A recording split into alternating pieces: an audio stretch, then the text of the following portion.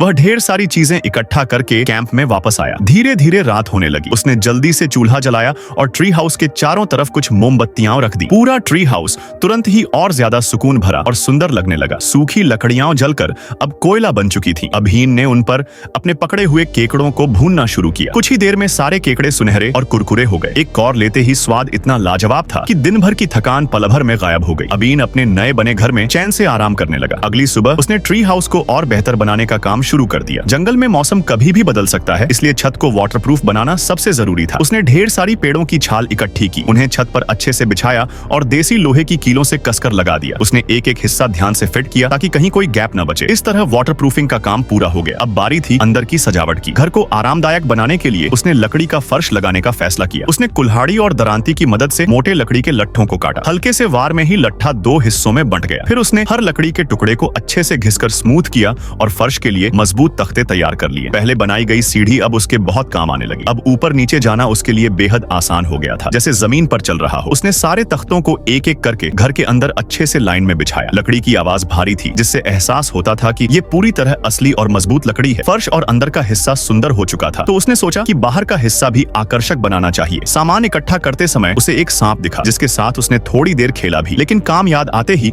उसने उसे जंगल में छोड़ दिया। फिर उसने कई बैम्बू बांस के डंडे इकट्ठे किए, क्योंकि वह छत वाले खुले हिस्से टेरेस पर रेलिंग बनाना चाहता था। आखिरकार ट्री हाउस लगभग 3 मीटर ऊंचा था और सुरक्षा के लिए चारों तरफ एक मजबूत रेलिंग होना जरूरी था।